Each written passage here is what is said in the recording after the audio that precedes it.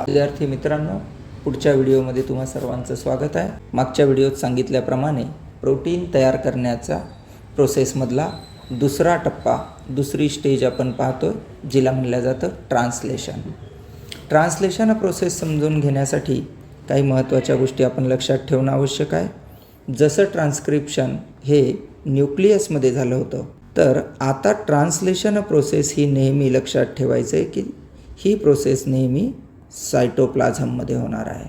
In each cell transcription process is always carried out in cytoplasm. ठीक आहे. मग आता या ट्रान्सलेशन प्रोसेसमध्ये काय होणार आहे, तर mRNA जो ट्रान्स्क्रिप्शन प्रोसेसने न्यूक्लियसमध्ये तयार झालेला आहे, तर हा mRNA काय करतोय, it carry codes for protein synthesis.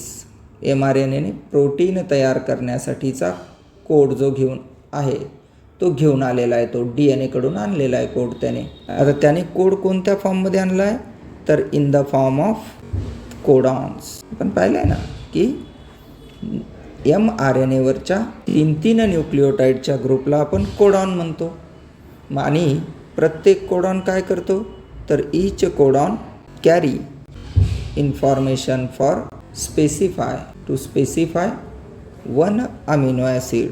प्रत्येक कोडॉन एक अमिनो ॲसिड आणण्याची इन्फॉर्मेशन स्पेसिफाय केलेली आहे, म्हणजे त्याच्याकडे ती इन्फॉर्मेशन आहे. आणि असे थाउजंड्स ऑफ कोडॉन, हजारो कोडॉन आम्हाला प्रेझेंट असलेले दिसतात mRNAवर. आणि हे सगळे कोडॉन मिळून काय करतील, तर सगळे कोडॉन मिळून अमिनो ॲसिड्स आणणार आहे, किंवा त्यांच्याकडे अमिनो ॲसिड आणण्याची इन्फॉर्मेशन आहे. आणि लक्षात घ्या, कुठल्याही लिव्हिंग ऑर्गॅनिझममध्ये लाखो प्रकारचे प्रोटीन्स लागत असतात, पण प्रत्येक प्रोटीन तयार करण्यासाठी लक्षात घ्यायचं आहे आपण, फक्त 20 प्रकारचे अमिनो ॲसिड्स लागतात. To synthesise each protein only 20 amino acids are require. हे 20 अमिनो ॲसिडच वेगवेगळ्या सिक्वेन्सनी अरेंज होऊन वेगवेगळ्या प्रकारचे प्रोटीन तयार होत असतात. मग आता आपल्याला लक्षात येतं आहे की ट्रान्सलेशन होणार आहे, म्हणजे mRNAने कोडॉनच्या फॉर्ममध्ये आणलेली इन्फॉर्मेशन रीड करणार आहे. कोण रीड करणार आहे, तर tRNA रीड करणार आहे. आणि त्या इन्फॉर्मेशननुसार तो सायटोप्लाझममधून काय आणणार आहे, तर अमिनो ॲसिड्स आणणार आहे. किती प्रकारचे अमिनो ॲसिड्स अवेलेबल आहेत सायटोप्लाझममध्ये प्रोटीन तयार करण्यासाठी, तर फक्त 20 प्रकारचे अमिनो ॲसिड्स. त्यांनाच सिक्वेन्स बदलून प्लेस केल्या जाईल आणि नवीन प्रोटीन्स तयार होतील. बघूत आपण. मग आता एक्झॅक्ट ट्रान्सलेशन कसं होणार आहे, तर सायटोप्लाझममध्ये ऑलरेडी प्रेझेंट असलेला कोण दिसतो आपल्याला, तर सायटोप्लाझममध्ये रिबोझोम प्रेझेंट आहे. हा जो रिबोझोम आहे 2 युनिटमध्ये प्रेझेंट असतो, म्हणजे याचे 2 पार्ट, 2 सेगमेंट असतात. एक लार्ज साईजचा असतो ज्याला लार्जर सब युनिट म्हणलं जातं, आणि एक स्मॉलर सब युनिट. प्रोटीन तयार करण्याच्या वेळेस या पद्धतीने 2 सब युनिट एकमेकांशी जोडल्या जाऊन तिथे आपल्याला रिबोझोम तयार झालेला दिसेल. या रिबोझोमभोवती याच्या नेक रिजनमध्ये आपल्याला पाहिजे असणारी इन्फॉर्मेशन कोण घेऊन आलं आहे, तो mRNA याच्या नेक रिजनभोवती रॅप होईल, गुंडाळल्या जाईल. आणि mRNAवरच्या कोडॉननुसार tRNA जो आहे, तर तो त्या ठिकाणी स्वतःसोबत सायटोप्लाझममधून अमिनो ॲसिड्स आपल्याला आणताना दिसतो. एखादा tRNAचं स्ट्रक्चर आपण पाहतो त्यावेळेला एक लक्षात घ्यायचं आहे की tRNAच्या एका टोकाला 3 फ्री न्यूक्लिओटाइड्स असतात, ज्यांना आपण अँटीकोडॉन्स म्हणतो. आणि या अँटीकोडॉन्सचा काय उपयोग आहे तुम्हाला सांगणारच आहे मी. तर या पद्धतीने tRNAने स्वतःसोबत काय कॅरी केलेलं आहे, तर अमिनो ॲसिड कॅरी केलेला आहे. मग असा अमिनो ॲसिड घेऊन tRNA या रिबोझोमवर येईल, आणि इथे आल्यानंतर त्याचं अमिनो ॲसिड कुठे प्लेस करायचं आहे हे पाहण्यासाठी म्हणून आपल्याला त्याच्याकडे प्रेझेंट असलेले दिसतात, ते म्हणजे 3 अँटीकोडॉन. मग गृहीत धरा की mRNAवर पहिली जी कोडॉनची सिक्वेन्स आहे ही, तर ही सिक्वेन्स आहे A, U आणि G. मग या सिक्वेन्सनुसार कोणतं अमिनो ॲसिड आणायचं, तर ते अमिनो ॲसिड घेऊन येण्यासाठी आणि त्या जागेवर त्याला प्लेस करण्यासाठी tRNAवर हे जे अँटीकोडॉन प्रेझेंट असलेले दिसतात ते नेहमी याला कॉम्प्लिमेंटरी असतील. म्हणजे ज्या tRNAचे अँटीकोडॉन हे UAC या प्रकारचे असतील तोच tRNA इथे येऊन बसेल. त्याच्या अँटीकोडॉनची इथं पेअरिंग होईल. तो tRNA त्याचं स्वतःचं अमिनो ॲसिड या ठिकाणी तो इथे आणून सोडेल. मग एकदा अमिनो ॲसिड आणून सोडलं की tRNAचं काम झालं.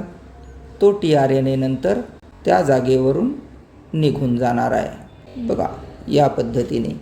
म्हणजे एखादा tRNA येतो, त्याचं कॉम्प्लिमेंटरी अँटीकोडॉन जिथे असतील त्याच्याकडे जे कॉम्प्लिमेंटरी अँटीकोडॉन आहे आणि त्याचे कॉम्प्लिमेंटरी कोडॉन जिथे असतील तिथं तो येऊन प्लेस होतो. स्वतःचं अमिनो ॲसिड त्या जागेवर आणून सोडतो आणि एकदा अमिनो ॲसिड आणून सोडलं की tRNA तिथून निघून जाणार. मग या पद्धतीने आम्हाला काय दिसतं, तर असं प्रत्येक कोडॉनची रीडिंग होणार आहे. प्रत्येक कोडॉनची रीडिंग होणार आहे आणि मग त्या रीडिंगनुसार त्या ठिकाणी एक एक tRNA एक एक अमिनो ॲसिड आणून तिथे ठेवणार आहे. मग आता सध्या तर हे सगळे अमिनो ॲसिड्स आलेले आहेत आणि मग या अमिनो ॲसिड्सना एकमेकांशी जोडण्याचं काम होत असतं. तर हे जे अमिनो ॲसिड एकमेकांशी जोडल्या जातात तर त्या ठिकाणी त्यांच्यामध्ये जो बॉन्ड तयार होतो त्याला पेप्टाईड बॉन्ड म्हणलं जातं. नाव लक्षात ठेवणं आवश्यक आहे. परीक्षेमध्ये 1 मार्काचा प्रश्न येऊ शकतो की अमिनो ॲसिड्स एकमेकांशी कोणत्या बॉन्डने जोडलेले असतात, तर त्याचं उत्तर असणार आहे पेप्टाईड बॉन्ड. आणि मग जेव्हा पेप्टाईड बॉन्डने अमिनो ॲसिड्स एकमेकांशी जोडून आपल्याला एक अमिनो ॲसिड्सची काय तयार झालेली दिसते, तर चेन तयार झालेली दिसते. आणि मग या चेनला आपण पॉलीपेप्टाईड चेन असा शब्द वापरतो. ही पॉलीपेप्टाईड चेन म्हणजे दुसरं तिसरं काही नाही तर आपल्याला पाहिजे असणारा प्रोटीन आहे. आणि हा प्रोटीन तयार करण्यासाठी त्या ठिकाणी रिबोझोमवर या संपूर्ण mRNAची रीडिंग होणार आहे. प्रत्येक कोडॉन शेवटच्या कोडॉनपर्यंत रीड केल्या जाईल. आणि जेव्हा ही रीडिंग पूर्ण होईल, ही रीडिंग होणार म्हणजे काय होणार, तर त्या कोडॉननुसार tRNA तिथे येऊन प्लेस होईल. तो स्वतःचं अमिनो ॲसिड आणून सोडल आणि निघून जाईल. आला, प्लेस झाला, अमिनो ॲसिड सोडलं आणि निघून गेला. अशा या प्रक्रियेने आम्हाला पूर्ण प्रोटीन तिथे तयार झालेलं दिसतं. मग ही प्रोटीन तयार करण्याची प्रोसेस म्हणजेच ट्रान्सलेशन. ठीक आहे, इथपर्यंत तुम्हाला कळालं असेल अशी अपेक्षा करतो. जर तुम्हाला हा व्हिडिओ आवडला असेल, या पद्धतीने सायन्स शिकणं आवडत असेल, तर अंबडमध्ये आपल्या क्लासेसच्या आपल्या ऑफलाईन बॅचेससुद्धा सुरू आहेत. सकाळी 7 ते 10 या वेळेत ऑफलाईन 10वीची बॅच आपली असती.